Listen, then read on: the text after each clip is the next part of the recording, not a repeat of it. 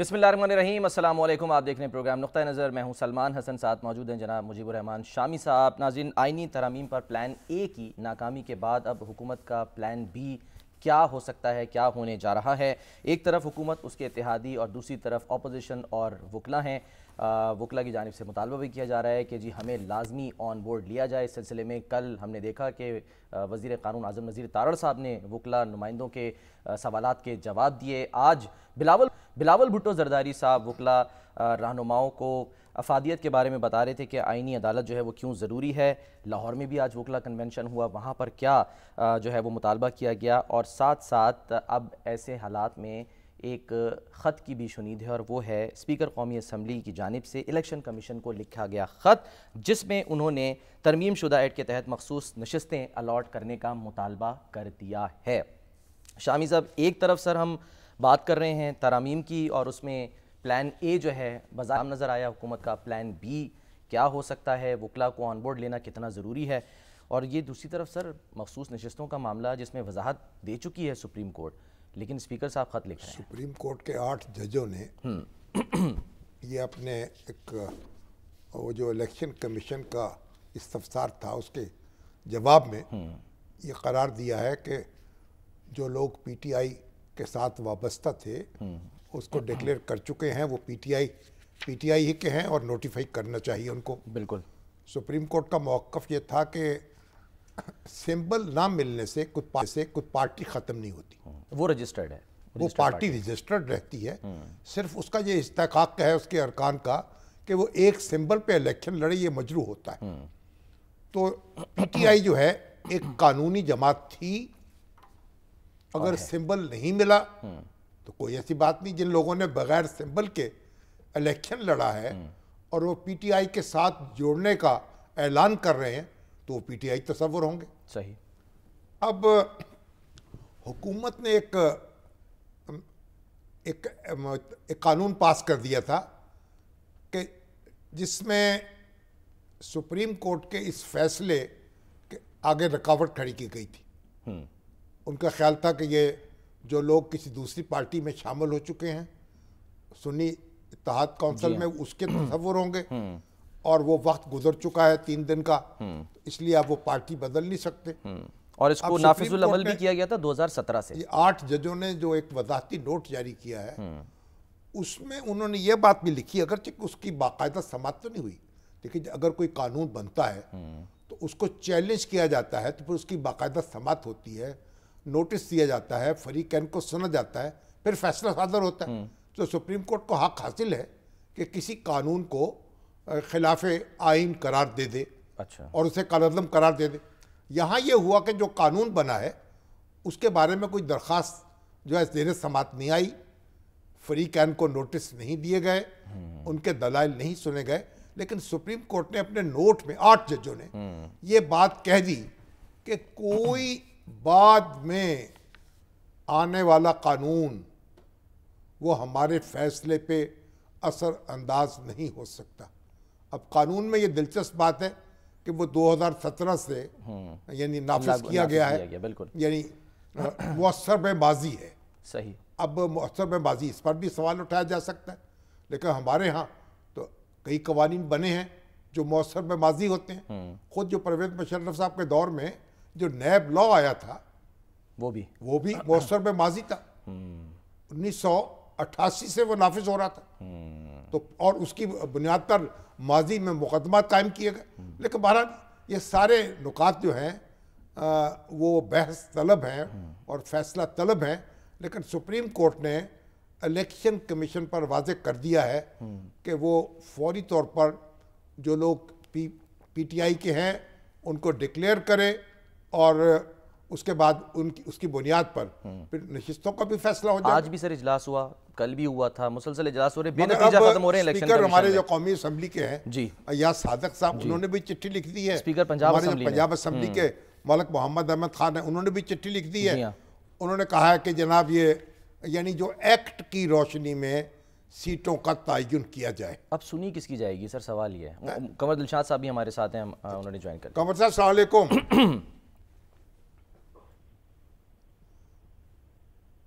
कंवर साहब। हेलो जी अस्सलाम वालेकुम कंवर साहब, को आवाज़ आ रही है? आवाज़ आ रही है जी, आवाज़ आ रही है जी, बिल्कुल। कंवर साहब, ये जो स्पीकर कौमी असम्बली ने ख़त लिख दिया, फिर पंजाब असम्बली ने ख़त लिख दिया, इससे पहले 8 जज जो हैं उन्होंने एक वज़ाहती नोट जारी किया, तो अब ये इलेक्शन कमीशन जो है उसे क्या करना होगा? और क्या तजाद नहीं है तो सुप्रीम कोर्ट के जजों के नोट में और स्पीकर्स के खतूत हैं उनमें? देखो, स्पीकर को भी असम्बली ने और पंजाब असम्बली के स्पीकर के जो खत लिखे हैं, ये खत जो है ये एक किस्म की गाइडलाइन दी उन्होंने ये कहा है कि जनाब कानून ये कहता है सुप्रीम कोर्ट ऑफ पाकिस्तान का फैसला सामने रखें, लेकिन हमारी सबसे बड़ी बात इन्होंने ये जोर दिया है कि जनाब पार्लियामेंट ने तरमीमी इलेक्शन एक्ट में ये बाकायदा बिल पास हो चुका है, दस्तखत हो चुके हैं, कानून बन गया है कि इलेक्शन कमीशन पाकिस्तान के फैसलों के खिलाफ कोई अदालत जो है वो कोई मुदाखलत नहीं कर सकती। तो ये उन्होंने उसी के हवाले से दिया है। साथ उन्होंने जो इलेक्शन एक्ट है 104 उसका भी हवाला तो नहीं दिया, लेकिन उसकी रूह के मुताबिक है कि ये इलेक्शन कमीशन का जो फैसला है वो हतमी है और कानूनी है, और उसके बाद अब तक पार्लियामेंट्री एक्ट बन चुका है। तो ये सारे मामले एक किस्म रस्मी खत तो नहीं हम कह सकते, लेकिन ये गाइडलाइन दी है। अब इलेक्शन कमीशन पाकिस्तान पर बड़ी भारी जिम्मेदारी ऐड हो गई कि वो सबसे पहले तो खत को देखेगा कि पार्लियामेंट ये कहती है। इसके बाद उन्होंने सुप्रीम कोर्ट ऑफ पाकिस्तान का जो अब 8 जज नहीं रहे बल्कि 13 जजों का फैसला है, जिसमें उन्होंने ये कहा है कि जी इनको बाकायदा नशिस्तें दी जाए। अब इलेक्शन कमीशन पाकिस्तान ने सबको सामने रखकर अपना एक अहम फैसला करना है, और कल उनका इजलास हो रहा है। पहले 2 इजलास तो बगैर हतमी नतीजे खत्म हो गए, लेकिन एक और बड़ी बात है जो सुप्रीम कोर्ट ऑफ पाकिस्तान के जो खत का जो हवाला दिया जा रहा है वजाहत के बारे में, तो इलेक्शन कमीशन से हमारी बात हुई है। वो कहते हैं जी अभी तो इंट्रा पार्टी इलेक्शन के बारे में फैसला ही नहीं हुआ। जब तक इंट्रा पार्टी फैसले के बारे में फैसला नहीं हो जाता तो सुप्रीम कोर्ट हमारे मामला में मुदाखलत क्यों कर रही है? तीसरा उन्होंने ये कहा है कि जब हमारे सुप्रीम कोर्ट 208 और 209 के तहत ये पार्टी का ढांचा ही नहीं है तो हम किसको अथॉरिटी माने? इसका सवालों का जवाब उन्होंने नहीं दिया अपने वजाहती बयान में भी। मगर वजाहती नोट जो है उसमें ये तो कहा गया है ना कि कोई बाद में की जाने वाली कानून साजी जो है वो हमारे फैसले पे असरअंदाज नहीं हो सकती। फास्ट एंड क्लोज ट्रांजैक्शन उन्होंने बिलवास्ता जो इलेक्शन एक्ट में तरमीमात हैं उनको मुस्तरद कर दिया है। जी हाँ, बिल्कुल शाह साहब बिल्कुल दुरुस्त फरमा रहे हैं कि उन्होंने तो अपना एक फैसला दे दिया है। अब इस सबसे बड़ी अहम बात है, अब election commission, supreme court of Pakistan और पार्लियामेंट ये सब आमने सामने खड़े हो गए हैं। लेकिन मुझे बड़ी हैरानगी हुई कि स्पीकर को भी असम्बली को ऐसे नाजुक मसले पर जबकि कानून आइन में बाकायदा आ चुका है सुप्रीम कोर्ट ऑफ पाकिस्तान का, तो उसमें मुदाखलत करनी नहीं चाहिए थी, एडवाइस नहीं करनी चाहिए थी। ये खुद इलेक्शन कमीशन ने फैसले करने होते हैं तो किसी की एडवाइस तो नहीं करेगा। लेकिन बहुत ठीक है, या सादिक साहब ने उनको एक रहनुमाई असूल दी है कि आप भी देखें फैसला करते वक्त, लेकिन दोनों सुप्रीम कोर्ट ऑफ पाकिस्तान के फैसले 12 जुलाई को भी देखना है और अपने भी फैसले देख रहे हैं, माजी के फैसले भी देखने हैं, लेकिन बड़ी गंभीर मसाइल पैदा हो गए हैं। तो ये तो सबके सामने दुरुस्त फैसला नहीं आया है। लेकिन इलेक्शन के पाकिस्तान का कहना यह है कि हमारी बात नहीं सुनी गई, ना का लिस्ट में नाम दिया गया, ना हमें नोटिस जारी किया गया, ना हमारा पॉइंट ऑफ व्यू को उन्होंने सुप्रीम कोर्ट के 8 जजों ने फैसला कमल साहब, आपकी भी कानून पे भी नज़र है, इलेक्शन कमीशन के कवायद और ज़वाबित पर भी नज़र है, इलेक्शन एक्ट पर भी नज़र है। जो तशरीह का किसी कानून की तशरीह का जो हतमी इख्तियार है वो तो सुप्रीम कोर्ट के पास है ना। तो अगर सुप्रीम कोर्ट एक मौक़िफ़ इख्तियार कर ले या एक हदायत जारी कर दे तो फिर उससे रूगर्दानी तो बहुत मुश्किल में नहीं डाल देगी इलेक्शन कमीशन को? बहुत मुश्किल में डाल देगी। अगर ये इन्होंने सुप्रीम कोर्ट के 8 जजों ने या 13 जजों ने अगर उन्होंने आर्टिकल 190 का सहारा ले लिया तो फिर तो कुछ भी नहीं बचेगा। वो तो बहुत बड़ा क्या हो क्या सकता है ना अगर अमल किया सुप्रीम कोर्ट के फैसले पर तो क्या नताइज क्या होंगे जिसका जिक्र भी किया गया? पाकिस्तान को फिर कंटेम्प्ट जारी करेगा सुप्रीम कोर्ट ऑफ पाकिस्तान। अच्छा, तो फिर ये तो कंटेम्प्ट जारी कर देगा। कंटेम्प्ट के बाद भी अपने सफाइयां देते रहे, अटॉर्नी जनरल पेश होता रहे और इलेक्शन कमीशन पाकिस्तान को भी बहुत होता रहे। लेकिन बड़ा अहम मसला ये है कि सुप्रीम कोर्ट ऑफ पाकिस्तान ने भी इलेक्शन कमीशन के पॉइंट ऑफ व्यू को नहीं सुना, जिस पर उन्होंने मौका मिल गया उनके फैसले को नजरअंदाज करने का। चलिए ठीक है, चले बहुत बहुत शुक्रिया कमर दिलशाद साहब। सर नहीं फिर एक गंभीर सूरत हाल है। ایک کنفیوژن پیدا ہوا ہے، لیکن دیکھیں سپریم کورٹ آئین اور قانون جو ہے، دستور پاکستان تو اس کی تشریح کا حتمی اختیار سپریم کورٹ کو دیتا ہے. سپریم کورٹ کی تشریح سے کسی کا کتنا بھی اختلاف کیوں نہ ہو، یا تو اسے اب رد کر دیں 2/3 اکثریت کی بنیاد پر، یا جہاں ضرورت ہو نئی قانون سازی کر لیں، اور یا پھر ریویو پٹیشن دائر کریں. سپریم کورٹ کو حق حاصل ہے کہ اپنے کسی فیصلے پر نظر ثانی کر لیں.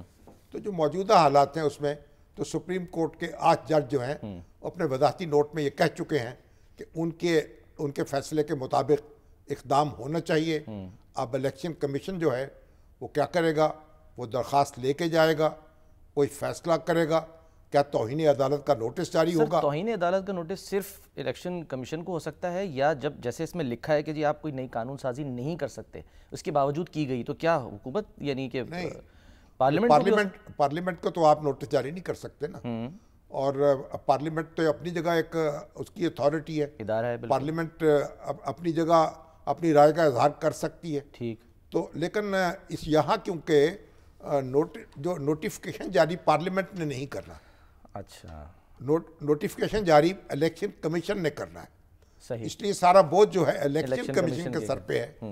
اور اب دیکھتے ہیں کہ رضا سکندر سلطان صاحب اور ان کے رفقا اس صورتحال سے کیسے عہدہ برا ہوتے ہیں. ہم تو صرف دعا ہی کر سکتے ہیں. ایگزیکٹلی. اچھا سر، اب صورتحال یہ ہے کہ کل ہم نے دیکھا کہ اعظم نذیر تارڑ صاحب وہ بھی پھنسے ہوئے تھے وکلا کے درمیان، اور پھر انہوں نے کل اعظم نذیر تارڑ صاحب نے بھی سپریم کورٹ بار ایسوسی ایشن سے اور بار کونسل کے نمائندوں سے بڑی لمبی گفتگو کی ہے، اور بڑی ایک وقت دیا ہے، ان کے سوالوں کے جوابات دیے ہیں. اس کے بعد ایک مشترکہ اعلان بھی جاری ہوا ہے جس میں کہا گیا ہے کہ بھئی ان کو اعتماد میں لیا جائے گا. مشاورت جو ہے ان کے ساتھ. آج ایک وکلا کنونشن تھا لاہور میں، جس میں آپ سمجھیں کہ جو اپوزیشن ہے اس کی نمائندگی بھرپور تھی. بالکل. بیرسٹر علی ظفر صاحب نے سر ذرا گفتگو کی ہے، میں دکھانا چاہوں گا. انہوں نے بھی کی ہے، حامد خان صاحب نے بھی کی. حامد خان صاحب ذرا سنیں بیرسٹر علی ظفر صاحب کیا فرما رہے تھے. جب آپ کو ترمیم کرنے جائیں تو آپ کو سوچ سمجھ کے کرنی پڑتی ہے، آپ کو ڈیلیبریٹ کرنا پڑتا ہے، آپ کو ڈسکس کرنا پڑتا ہے. آپ کوشش کرتے ہیں کہ عوام کی بھی نمائندے جو ہیں ان کو ساتھ لے کے چلیں، عوام کی آواز بھی سنیں، وکیلوں کو بھی سنیں، اور پھر آپ فیصلہ کریں آئینی ترمیم کا. آپ کو پتہ ہے کہ جب 18ویں ترمیم ہوئی تھی 1 سال لگا تھا. آپ کو پتہ ہے 1956 کا آئین آیا تھا، کہا جاتا ہے کہ وہ اتنا غلط آئین تھا کہ اس کی وجہ سے مارشل لاء لگ گیا. 1962 کے آئین کے بارے میں کہا جاتا ہے کہ اس میں اتنی غلطیاں تھیں کہ الٹیمیٹلی ملک ٹوٹ گیا. آرٹیکل 58(2) بھی آپ سب کو یاد ہے، اس کی ترمیم ہوئی تھی. اس نے ہماری جمہوریت کو کتنا نقصان پہنچایا. 4 حکومتیں ایک کے بعد گئی دوسری، اور پھر ایونچولی کیا ہوا، مارشل لاء آ گیا.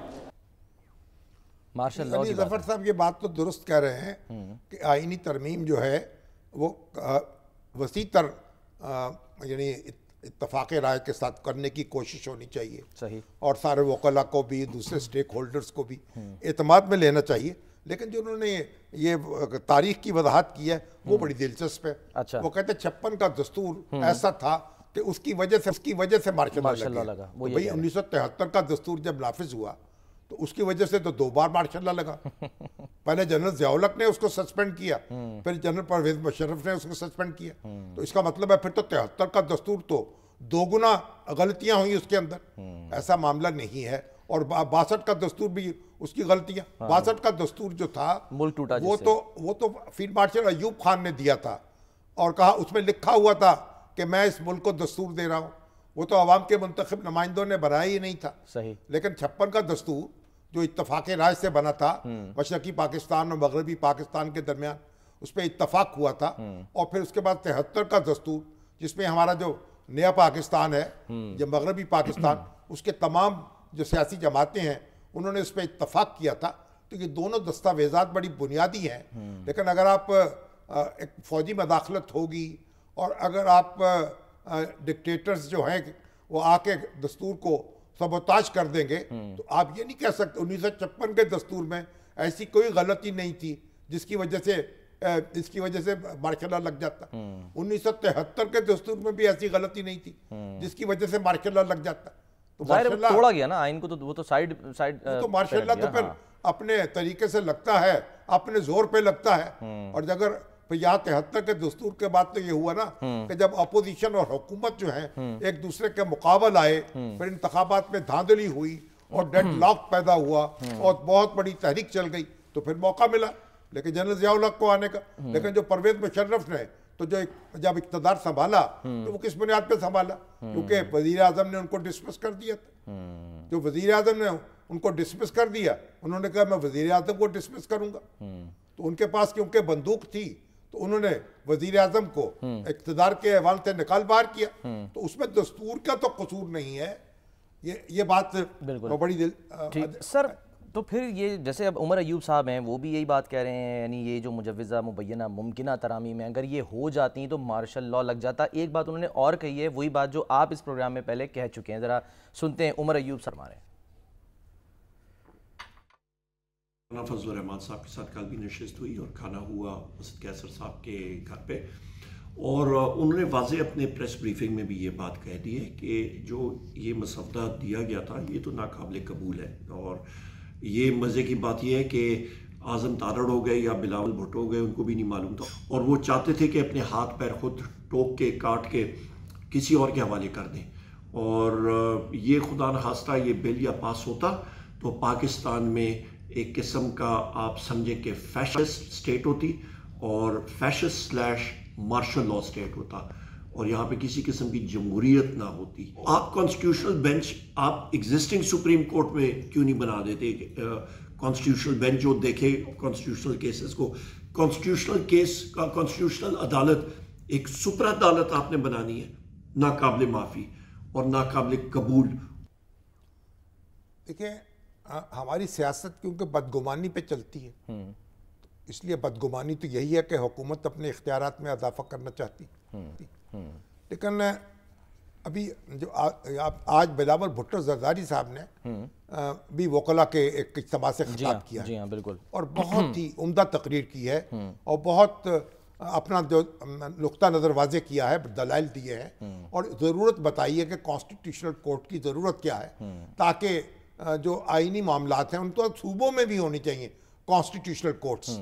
तो और फिर ये कि बेगम हमारी जो बेनज़ीर भुट्टो थी उनकी ख्वाहिश है और वो चाहती थी, और इसीलिए बिलावल भुट्टो जरदारी भी इस तसव्वुर के साथ जुड़े हुए हैं। तो उन्होंने अपने दलाइल दिए हैं। देखिए दलाइल तो मौजूद हैं, कॉन्स्टिट्यूशनल कोर्ट की ज़रूरत जो है उस पर दलाइल दिए जा सकते हैं, वज़नी दलाइल हैं।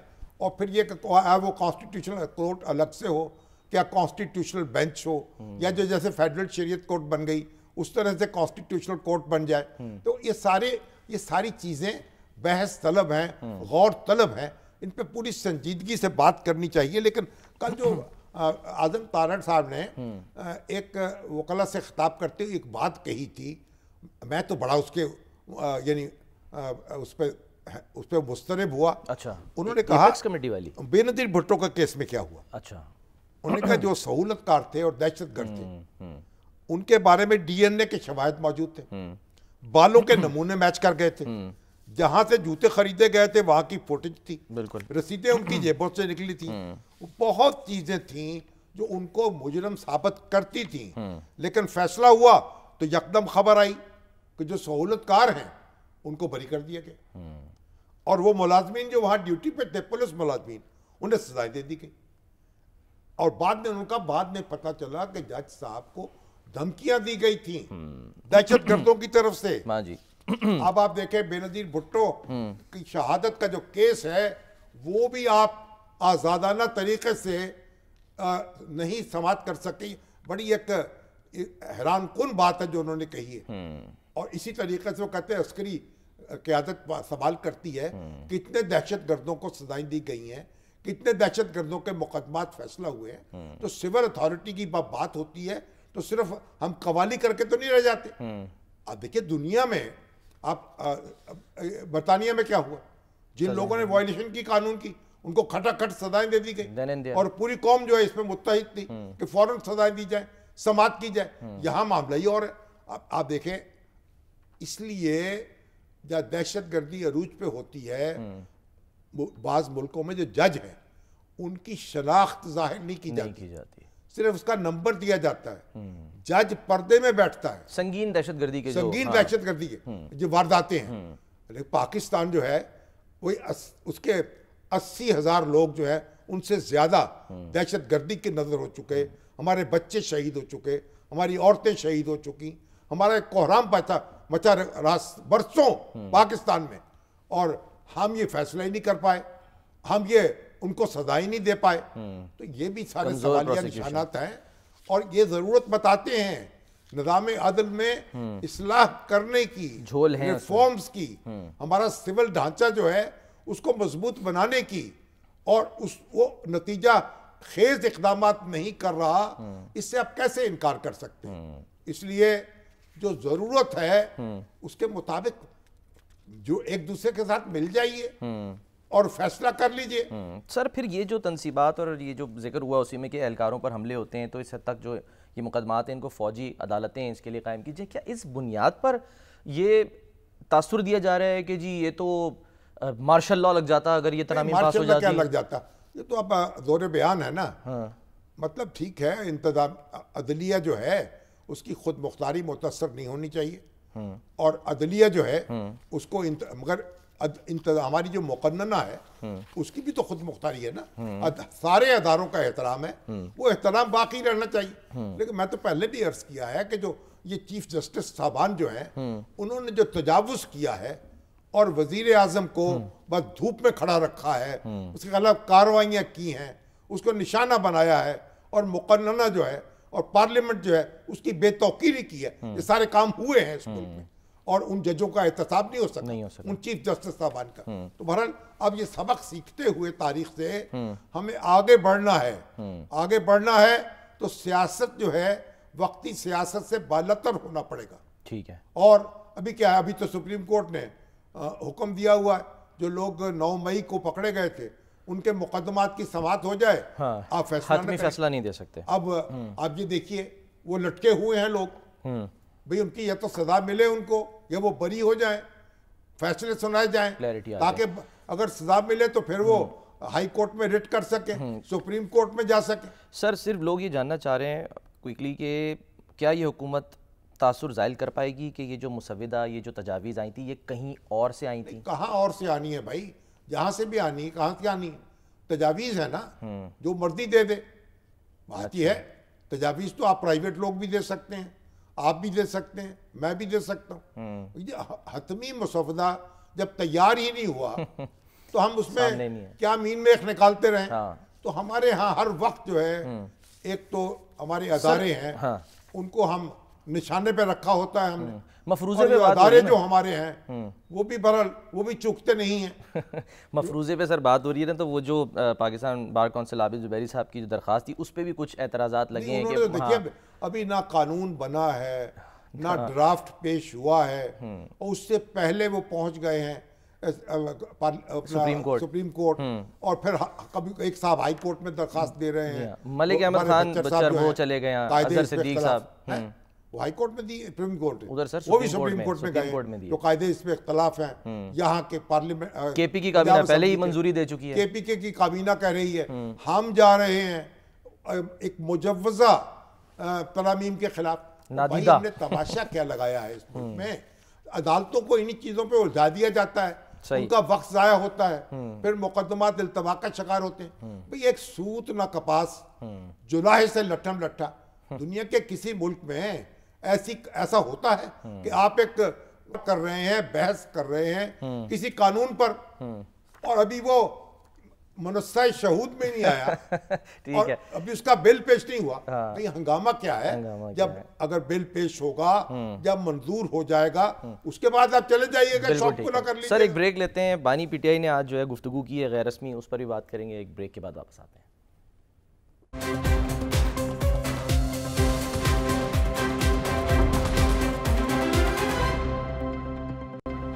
Welcome back. शामी साहब, हुकूमत तो कोशिशों में है, प्लान बी ले आए, तरामी मंजूर करा रहे, लेकिन आज फवाद चौधरी साहब जो हैं वो नई बात कर रहे हैं। वो कह रहे थे कि जी मुझे तो ये हुकूमत की एंड गेम नज़र आ रही है, और कुछ और भी उन्होंने बात की खान साहब से मुतल्लिक़। ज़रा सुनते हैं उन्होंने क्या फरमाया। ये जो कह रहे हैं ना कि चीफ जस्टिस पाकिस्तान का ओहदा ही हटा दें, ये नहीं होना। इंशाल्लाह पाकिस्तान का सीनियर मोस्ट जज, पाकिस्तान का चीफ जस्टिस पाकिस्तान बनेगा।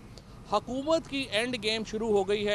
अगले 45 दिन में इंशाल्लाह आप देखेंगे ये हुकूमत आपको नज़र आएगी, एलिमिनेट होते हुए, ख़त्म होते हुए आपको नज़र आएगी। अब आपने देखा कि किस तरह से हुकूमत के इस ग्रोह ने जाके सुप्रीम कोर्ट को टक्कर मारी है कि पाकिस्तान के आइन का बुनियादी स्ट्रक्चर तब्दील किया जा रहा है, और कह रहे हैं पढ़ना किसी ने नहीं है। पूरा पाकिस्तान इन वकीलों के पीछे अब खड़ा है, पूरा पाकिस्तान अपनी सुप्रीम कोर्ट के पीछे खड़ा है, क्योंकि इमरान खान को अडयाला जेल से बाहर निकालते हुए पूरी जो हुकूमत है उसका ब्लड प्रेशर नीचे हो जाता है।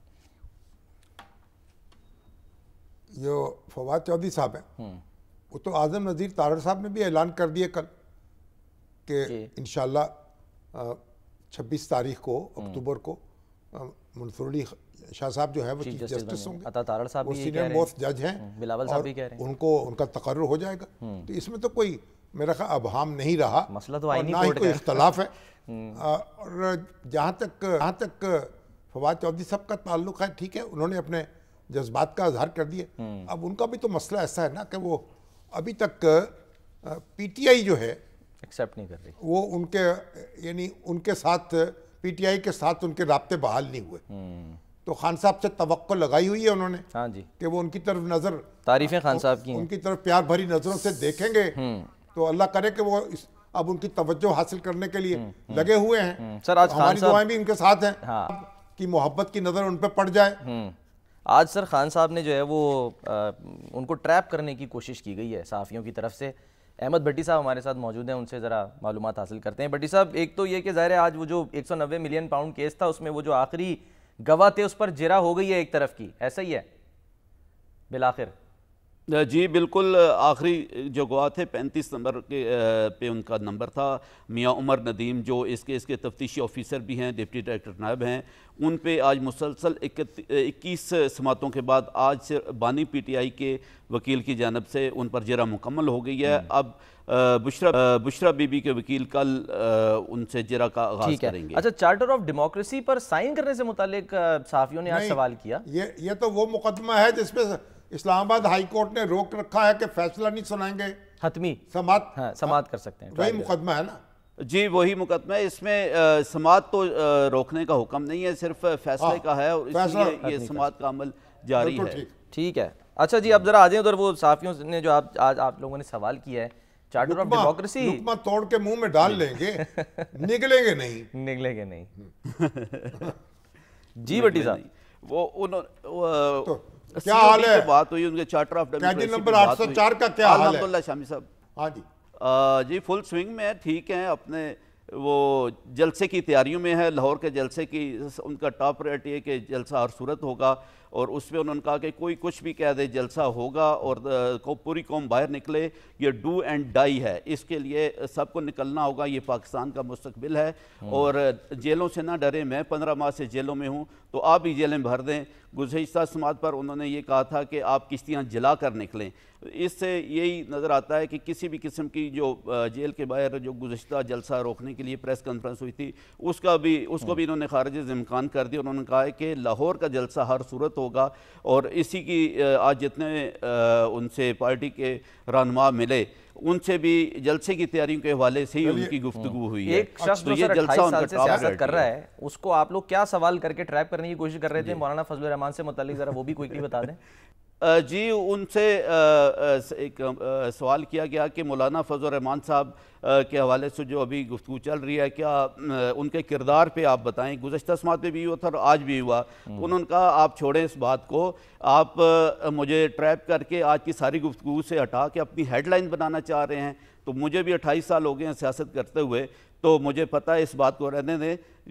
इस वक्त ये मामला नहीं है, اور اس وقت جلسے پہ توجہ رکھیں. اور آئینی ترمیم کے حوالے سے انہوں نے بات کی. انہوں نے کہا کہ یہ رات کی تاریکی میں نہیں ہونا چاہیے تھا, سب کی مشاورت کر کے یہ ہونا چاہیے تھا. اس کے پیچھے جو مقصد ہے ان سب کو موجود ہے, ٹھیک ہے, معلوم ہے. مولانا فضل الرحمان بہت بہت شکریہ سے حوالے سے لوگ ان سے چٹکیاں لے رہے ہیں, کچھ گدگدی کر رہے ہیں تاکہ وہ کچھ بولیں, کوئی منفی بات کریں اور مولانا کے ان کے درمیان پھر کوئی فاصلہ پیدا ہو جائے. ہاں وہ یہ کہہ رہے ہیں کہ میں ہیڈ لائن نہیں بننے دوں گا, کچی گولیاں نہیں کھیلے.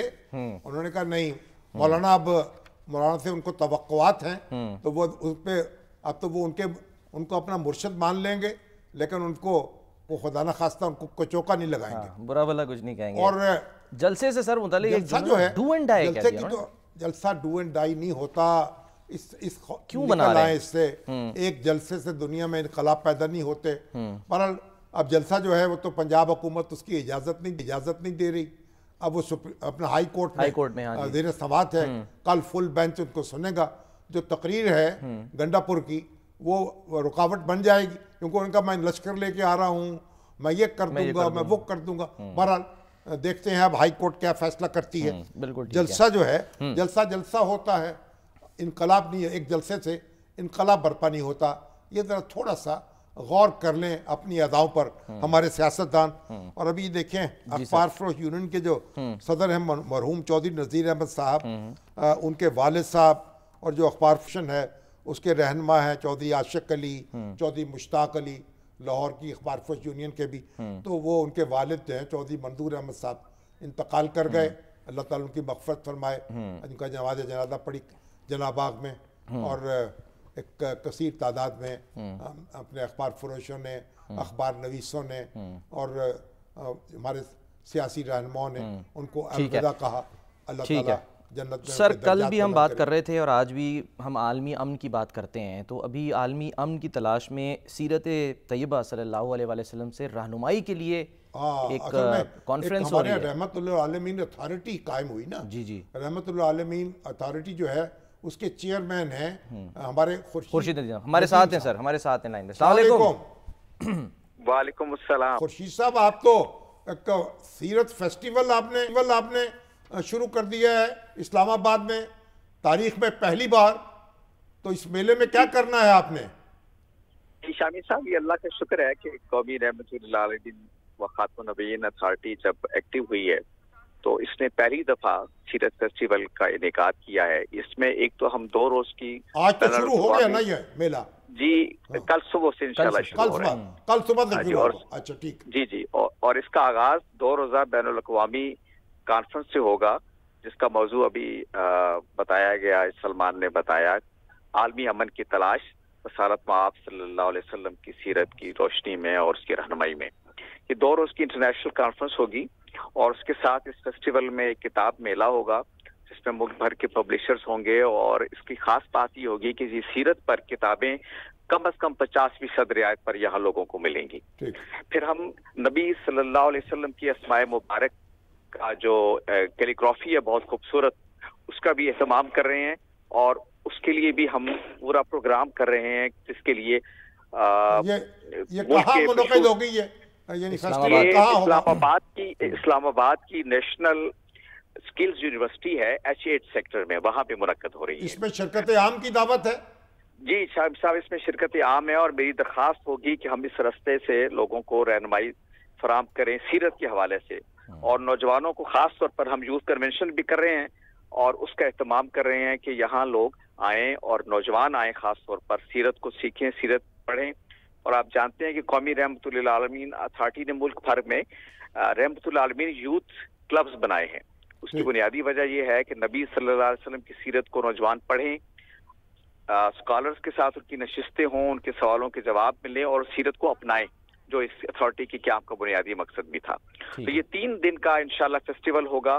اس میں بہت علمی لیکچرز بھی ہوں گے, کیلیگرافی بھی ہوگی, اور باقی چیزیں بھی انشاءاللہ سیرت. بہت بہت شکریہ خورشید ندیم صاحب, بہت بہت شکریہ. لاسٹ منٹ سر, کوئی کامنٹ آپ نے کرنا ہے؟ ہم جلوس نکالتے ہیں, جلسے کرتے ہیں, پکوان پکاتے ہیں, دیگیں چڑھاتے ہیں, ہر چیز کرتے ہیں, مگر سیرت پہ عمل نہیں کرتے. بالکل ایسی بات ہے کہ میں اپنے میرے والد صاحب مجھے آواز دیں ٹھیک ہے کہ بھئی پانی لاؤ, اور میں کہوں میں گردان شروع کر دوں پانی لاؤ پانی لاؤ پانی لاؤ پانی لاؤ پانی لاؤ اور پانی نہ لے کے تو کیا مجھے میرے ساتھ کیا سلوک کریں گے؟ کان میں بریک کی گردان شروع ہو گئی ہے، کیوں کہہ رہے ہیں بریک لے لیں جی، بریک لے لیں، بریک لے لیتے ہیں ہم۔